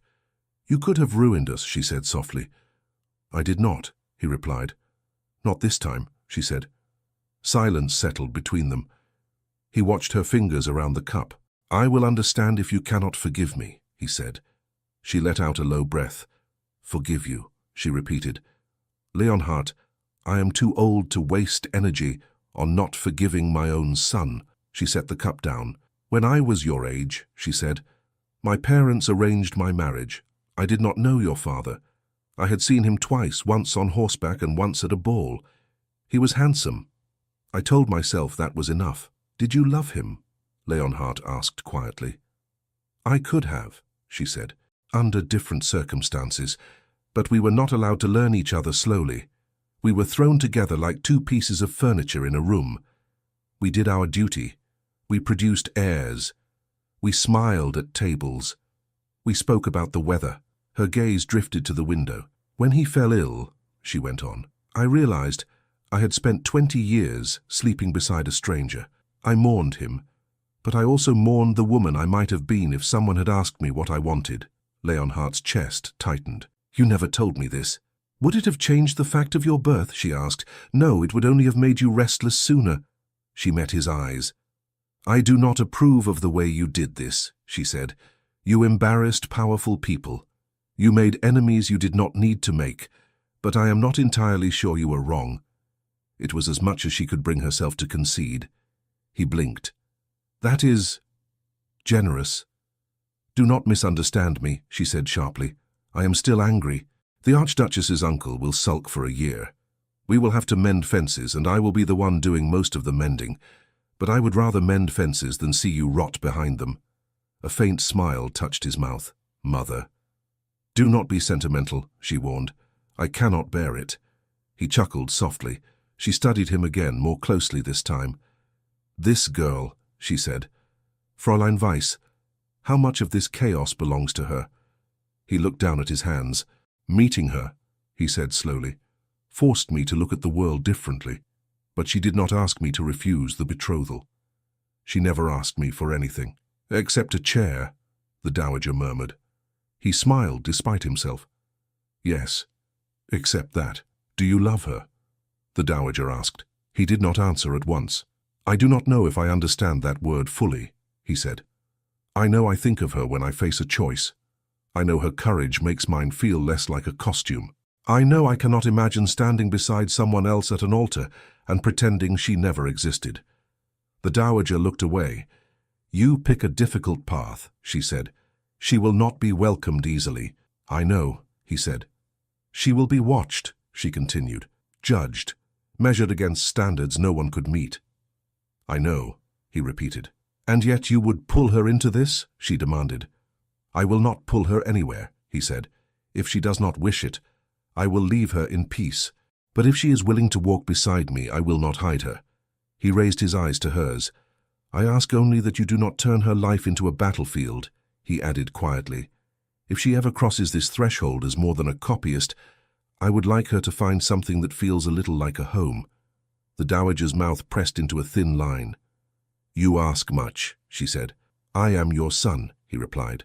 "That is the trouble," she muttered. She rose, smoothing her skirts. "Very well," she said. "I will not promise enthusiasm, but I will promise an attempt at restraint." For her it was almost an embrace. "Thank you," he said. "Do not thank me yet," she warned. "I have agreed to nothing. I only admit that perhaps, just perhaps, obedience is not the only virtue." Her gaze softened for a heartbeat. "Your father would be furious," she added. "He believed in alliances like other men believe in saints." "Would he have denied me entirely?" Leonhardt asked. "He would have lectured," she said. "Then he would have gone to his study, closed the door and stared at the wall for an hour. After that, he would have told you to choose quickly and bear what came of it." She paused. "Choose quickly," she echoed. "Life does not wait for princes or copyists." She left the room. Leonhardt stood alone, feeling as if the air around him had shifted by a degree. In the weeks that followed, the storm began to calm. The imperial house, perhaps relieved not to force an unwilling prince on their niece, allowed whispers of mutual reconsideration to spread. Amalia was seen riding with a young officer not long after. People pointed and muttered about new prospects. Her uncle sulked, then turned his attention to other projects. Some nobles distanced themselves from the Hollenbergs for a time, cancelling dinners or delaying agreements. Others, sensing that the house had not in fact crumbled, returned cautiously. Within the palace, life resumed something like its old rhythm, though with a slightly different tempo. Leonhardt took advantage of the space he had carved. He pushed for improvements in the city, better lighting in certain streets, modest funds for schools, grain set aside against future shortages. When a hospital requested money for a new wing, he attached a condition. "It must be built with ramps as well as stairs," he said in council, "corridors wide enough for crutches, doors that do not require a soldier's shoulder to open." An old baron snorted. "For what?" "The lame make a very small part of the city." "And a very large part of our conscience," Leonhardt replied. The baron grumbled, but the motion passed. News of these small changes trickled back to the streets. Hannah heard of them indirectly, in remarks at the market, in fragments of conversation at the shop. "Did you hear? The new hospital plans show a slope instead of steps. For the carts, they say. For the bodies, more like. Or for those who cannot climb." She listened and said nothing, but a quiet warmth spread in her chest. Her own time at the palace came, as the archive official had predicted, to a gentle end. One grey afternoon, he handed her the last stack of payments. "We have fewer scores now," he said, "and more idle violinists. I cannot justify the expense." "I understand," she said. "You have been generous already." He sniffed. "If we need someone with legible handwriting again, we will call you. Do not let your skills rust." "I will sharpen them on waltzes," she said. He actually smiled a little. When she left the palace that day, it felt less like a dismissal and more like stepping out of a chapter. She walked slowly down the steps, her arms strong from months of climbing, her balance steadier than it had been. The sky was low and pale. At home, her father listened, nodded, and patted the seat beside him. "We survived before the palace," he said. "We will survive after it." "Yes," she said. "We will." She took on more small copying jobs from local musicians and printers. Her reputation had grown. People knew she was fast and precise. When a young violinist confessed he could not afford published parts, she offered to copy them at half price and let him pay in installments. "You are too soft," her father grumbled. "I am practical," she replied. "If he becomes famous, he will use my services forever." She also began teaching 2 neighborhood girls to copy. One had quick eyes and slower hands. The other had clumsy pen strokes, but endless patience. "Letters are like people," Hannah told them. "They must stand straight or they fall on each other." "Like you," one girl said innocently. "You stand straight even with only one leg." Hannah smiled. "I have 2 legs," she said. "One is just made of wood." She slept more soundly than she once had. The heaviness in her chest softened into something else. She thought of Leonhardt often, but less like a wound and more like a bright, difficult memory. She did not expect to see him again. Princes did not walk down her street without reason, and yet sometimes at dusk she found herself looking toward the end of the lane, as if expecting a well-cut coat to appear out of the shadows. At the palace, the dowager watched her son with wary acceptance. They spoke more now, not always about politics or duty. One evening she found him at a window overlooking the city. "You spend a great deal of time staring at rooftops," she said. "They keep me humble," he replied. "Each one covers a life I know nothing about." She joined him. "You intend to seek her out?" she said. It was not a question. "Yes," he said. "And what will you offer?" she asked. "A handful of pretty words? A tour of the throne room? A life," he said. "Not an easy one, but one where she is not hidden." "And if she refuses?" the dowager asked. "Then I will wish her peace," he said, "and try to live in such a way that I do not dishonor what she taught me." The dowager studied his profile. "You have grown," she said reluctantly. "I am not sure I like it." "Growth is rarely flattering," he said. She sighed. "Go then," she said. "Find her, But do not drag a crowd behind you. If this is to be done, begin it as you began with her, as a man, not a parade." He turned, surprised. "Thank you," he said. "Do not thank me," she said. "Thank the fact that I am bored with talking about curtains." He laughed. She touched his arm once, a brief, almost awkward gesture. "And Leonhardt," she added. "If she comes here, she will be uncomfortable. Remember that. She will need more than fine rooms. She will need allies." He nodded. "Will you be one?" She did not answer directly.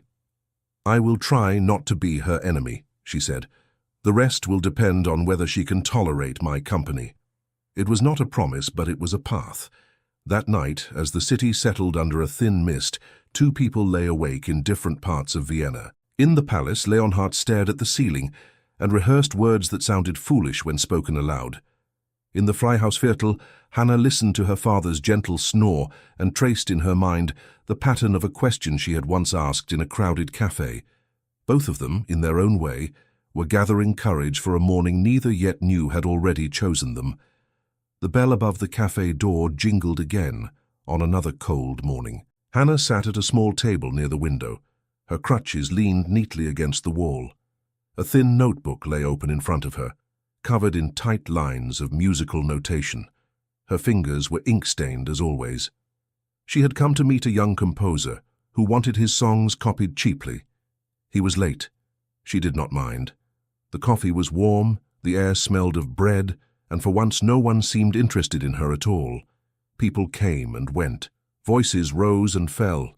It could have been any winter day. It did not feel like one. She lifted her eyes to the window. Snow clung to the corners of the glass. Outside, carriage wheels traced dark arcs in the slush. Life went on, stubborn and ordinary. She had almost convinced herself that what had happened months before, the cafe, the carriage, the palace, the betrothal that vanished in mid-air, belonged to another lifetime. A strange dream, folded and tucked away. The door opened. The bell rang. The draft reached her first. She did not look up immediately. The young composer, she thought, late but not lost. Footsteps crossed the floor. A chair scraped somewhere. A waiter greeted someone with unusual politeness. Hannah bent over her notebook. "Is this seat taken?" a familiar voice asked. Her heart jumped. She looked up. Leonhardt stood beside her table, tall, wrapped in a dark, simple coat that did nothing to hide who he was. His hair was dusted with snow. His eyes were brighter than she remembered, as if some weight had shifted inside him. He smiled a little uncertainly. "May I sit next to you?" he asked. For a second, she could not breathe. Those were her words. The cafe around them buzzed faintly, sensing something but not yet focused. A woman at the next table glanced over, then did a double-take when she recognized him. Hannah's throat tightened. "Your Highness," she managed at last. Here." He tilted his head slightly. "You have not yet answered my question, Fräulein Weiss." She swallowed. "Yes," she said. "You may sit." He sat. For a heartbeat, they simply looked at each other. Up close, she saw small lines near his eyes that had not been there before. Not age, exactly. Experience. "You look well," he said. "I look the same," she replied. "You look different. Is that good?" he asked. "It is something," she said. He laughed softly. A waiter appeared, hovering. "Your Highness, we are honored," he said quickly. Shall I find a quieter table at the back?" "No," Leonhardt said. "This one is perfect." The waiter nodded so hard his hair almost fell over his forehead. "Of course, Your Highness. Coffee, chocolate, a full breakfast?" "2 coffees," Leonhardt said, "and whatever pastry you recommend, for both of us." "There is no need," Hannah began. "We can argue about it after we have eaten," he said. "My courage is stronger with sugar." The waiter fled, eager to please. Hannah set her pen down, flexing her fingers. "How did you find me?" she asked quietly. "I have an excellent memory for the places where my life changes," he said, "and for certain seat by certain windows." "You looked for me before?" she asked. "Yes," he said. "I was advised to wait, to get my own house in order first." She understood at once. "Your mother," she said, "and my counsel and my own hesitation," he admitted.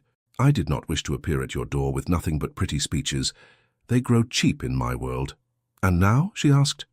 Now, he said, I come with fewer speeches and more intention. She tried to smile, but her hand still trembled slightly.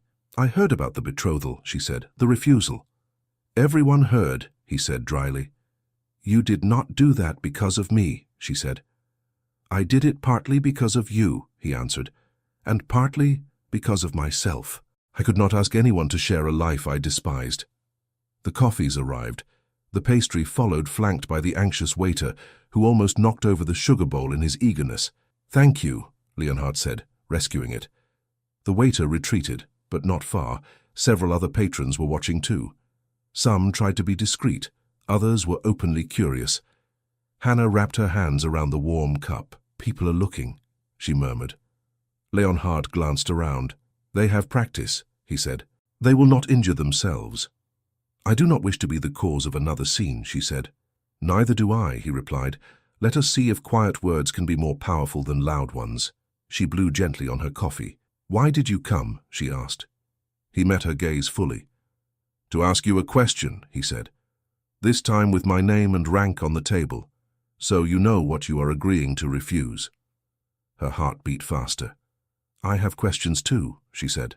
Ask, he replied. Your family, she said. They must be furious still. They were, he said. Now they are tired. There is a difference. That does not sound like full approval, she said. My mother has promised not to sharpen her tongue on you, he said. It is the most valuable treaty I have signed this year.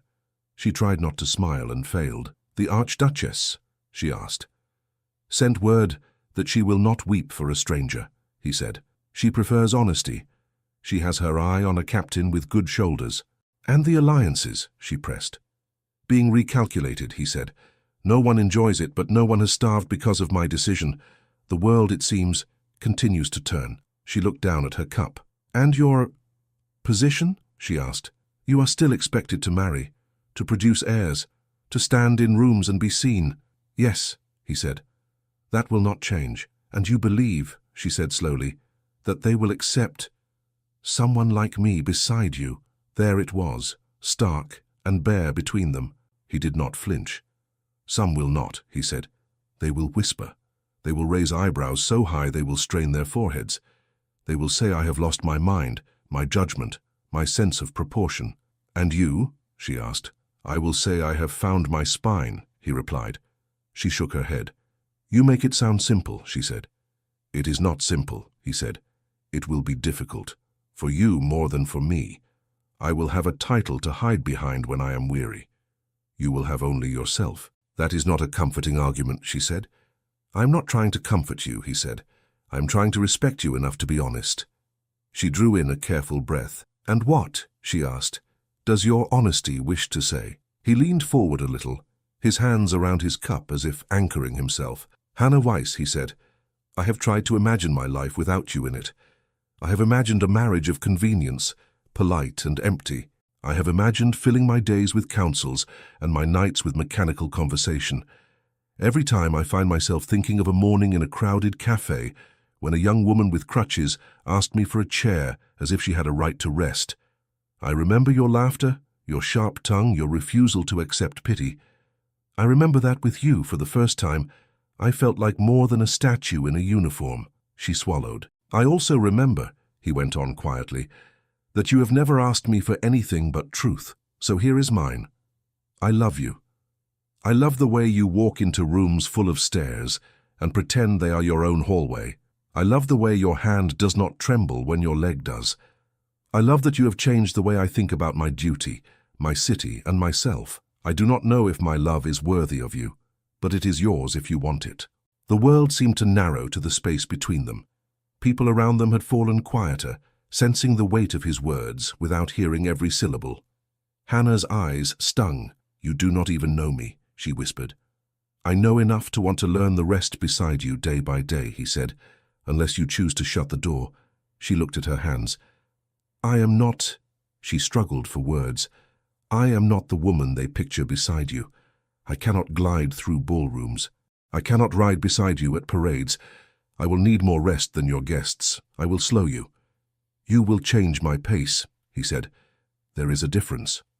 And the looks, she said, her voice low. You think I do not know how they stare already. They will stare more. They will mock more quietly but sharper. I cannot promise to silence every tongue, he said. I can promise that none of that mockery will find shelter in my house. I can promise that when they stare they will see a woman who is not ashamed of herself, and a man who is not ashamed to stand beside her. She lifted her gaze slowly. You speak as if courage is easy, she said. It is not, he replied. I am frightened now. My heart is beating like a bad drummer at a wedding, but I would rather fear the future with you than live safely without you. She almost laughed through the wetness in her eyes. You are terrible with metaphors, she said. I am a prince, not a poet, he answered. I work with what I have. He reached into his coat and pulled out a small box, plain wood, unadorned by jewels. I could have brought something grand, he said. Gold, gems. My mother offered 3 different ring chests. I told her no. He opened the box. Inside lay a simple band of warm metal, set with a small, clear stone that caught the light without shouting for attention. It is not the most expensive we own, he said. It is the one that reminded me of you. Steady, not fragile. Bright when the light touches it. She stared at it. Leonhardt, she murmured. He took a breath. Hannah, he said, and his voice dropped so only she could hear, though the room leaned in. Will you marry me? Not as a secret, not as a distraction, as my wife, as the woman who will sit beside me when the world stares and when it sleeps. She felt as if the floor had turned to water, and she was somehow still standing. Her first instinct rose fast. Say no, to protect him, to protect her father, to protect the small, hard-won life she knew. The second instinct was quieter, deeper. Say yes, and trust the courage that had brought her this far. You do not know what you ask, she whispered. I know exactly what I ask, he said. I ask you to enter a house that will not be ready for you. I ask you to bear looks that will feel like blows. I ask you to trust that my hand will not leave yours when it becomes difficult. I ask you to share days that will be long and decisions that will be heavy. I ask you to help me become a better man than I am now. She blinked, tears gathering. And what do I receive? She asked, her voice rough. You receive a stubborn husband, he said, who will wake up every day and choose you again. You receive rooms where your crutches will be heard but never mocked. You receive a seat at tables where you were once expected to carry trays. You receive the chance to change the way this city sees bodies and worth. And you receive my heart, foolish and flawed as it is. Her chest tightened painfully. Say it, he murmured. Whatever it is. She drew in a long, shaky breath. If I say yes, she said slowly, I do it on one condition. He nodded. Name it. That you ask me not only as a prince, she said, but as a man. If you ask as a prince, I will always wonder if you chose me to prove a point. If you ask as a man, I can trust it. His eyes softened. Then I ask you as both, he said, because I cannot tear myself in half. As a man, I love you. As a prince, I choose you. As both, I ask. Will you be my wife? The room held its breath. Hannah wiped her eyes with the back of her hand, laughing once at her own clumsiness. You make it very difficult to say no, she said. That is the intention, he replied. She let her gaze travel from his face to the ring, then back again. She saw again the boyish laughter over soup, the angry defense in the drawing room, the calm refusal in the great hall. She saw the hospital ramps, the changed plans, the softened eyes of a once terrifying dowager.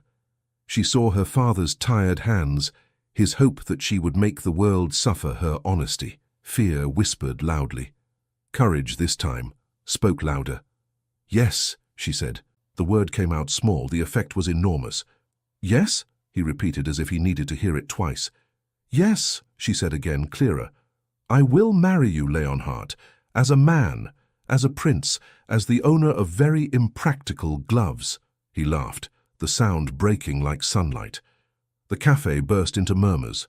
A few people clapped without quite knowing whether it was permitted. Leonhardt stood, went around the small table, and knelt carefully on the worn floor at her side. Gasps. A prince on his knee beside a lame girl. He slid the ring gently onto her finger. It fit. He did not kiss her hand. He held it, both of his closing around hers, firm and warm. Then the world may do as it pleases, he said softly. We have chosen. Hannah felt the eyes again, hundreds of them, heavier than ever. For the first time they did not weigh her down. She squeezed his hand in return. Very well, she said. Let us see if your palace floors are as brave as your words. Her father did nearly fall off his chair. Leonhardt insisted on going to the shop that very afternoon, without full escort, with only one discreet guard waiting outside. The shop bell rang as they entered. Jakob Weiss looked up from a pile of scores, squinting. Hannah, you are back early, he began, then saw the man behind her. His hand went to his chest. You, he said faintly, you are the one from the carriage. Among other things, Leonhardt said gently. Master Weiss, may I sit? Jakob blinked. I suppose it would be a bad start if I refused a prince a chair. It would be an excellent start, Leonhardt said. It would mean you are not too impressed to keep your judgment. Hannah shot him a warning look. Papa, she said, moving to him, touching his arm. Please sit. I have something to tell you. He lowered himself onto the nearest stool, never taking his eyes off Leonhardt. Hannah, he asked. She sat beside him. Her crutches leaned against the counter. Do you remember, she said carefully, when you told me that if the palace wanted to pay me for doing what I already did well, I should let them suffer my honesty? He snorted, despite his shock. I remember. It seems, she went on, that their suffering is not yet complete. Leonhardt almost choked on a laugh. Master Weiss, he said, sobering, I have come to ask for your daughter's hand, with her consent already obtained. She said yes in public. I'm here to make sure she has your blessing in private. Jakob stared from one to the other. Hannah, he said again. She lifted her left hand, showing him the ring. His eyes filled at once. You are certain, he whispered. This is not a jest, not a pity. No, she said firmly. It is not pity. It is madness, perhaps. But it is ours. Leonhardt leaned forward, elbows on his knees. I cannot pretend, he said, that this will be an easy road. Your daughter will face unkindness. So will you. People will speak of her as if she cannot hear. They will question my judgment. They will question her worth. I will not insult you by promising otherwise. Jakob's jaw clenched. I have lived in this city long enough, he said. I know how people talk. I can only promise, Leonhardt went on, that in my house her value will never be polluted by such talk. That I will stand beside her when others wish to push her into corners. That I will provide for her, and for you if you will allow it. That I will listen when she tells me I am being an idiot, which she will do often, and that I will love her as best I can, every day. Jakob looked at his daughter. Hannah, he said softly, is this what you want? She took his rough hand in both of hers. Yes, Papa, she said. I am afraid, but I want it anyway. He blinked hard, then nodded. Then I would be a poor father to deny you courage because of my fear, he said. Your mother would scold me from heaven. He turned to Leonhardt. You hurt her, he said quietly, and I will. I will. He threw his hands up. I will not be able to do anything because you are a prince, but I will curse you with every breath until I die. Leonhardt smiled, eyes bright. That seems fair, he said. I accept your terms. Jakob huffed out a watery laugh. Very well, he said. Take her then, but do not forget where she learned to stand straight. How could I? Leonhardt said. I will see it every time I come to this street. Arrangements began. The palace trembled a little but did not fall. The dowager insisted on certain forms, proper announcements, invitations, a ceremony in the chapel attached to their house. She also, to many people's surprise, called the chief steward and said, See that the path to the chapel door is smooth. No loose stones, no steep steps. The bride will not be carried like cargo. Of course, Your Highness, the steward replied, hiding his astonishment. Servants buzzed. Have you heard? The prince is marrying the copyist. The lame one? Yes. It is not possible. It is happening. Maybe love is a disease. If so, it is catching. Hannah was measured for a gown. The seamstress, a practical woman with pins in her mouth, asked sensible questions. You will want the hem a little shorter on the wooden leg, she said, so it does not catch, and sleeves you can move in. Princesses are often sewn into cages. We will not do that to you. Hannah smiled. Thank you. "You will remember me when you are a princess?" the seamstress asked, half teasing. "I will remember everyone who did not make my life harder," Hannah replied. "You will be a very busy princess," the seamstress said. The day of the wedding dawned cool and bright. Hannah dressed in a quiet room, her father beside her, his hands shaking as he buttoned the back of her gown. It was simple, in cream and soft grey, with a small veil that did not hide her face. "You look like someone I do not know," he said, his voice thick. "I am still me," she said. "Under all this starch," he kissed her forehead. Outside, people were already gathering near the chapel. Some had invitations, some had curiosity. News had spread beyond court circles. A few faces from the Freihausviertel peered among grand hats and coats, eager to see if the stories were true. Inside the chapel, the floor had indeed been altered, the front steps replaced with a gentle slope, the carpet laid flat and tight, no wrinkles to trip a crutch. Leonhard waited at the front, hands steady, heart not. He wore formal attire, but no excessive ornament. He had insisted on that. "I want to recognize myself when I say my vows," he had told the tailor. Guests filled the pews.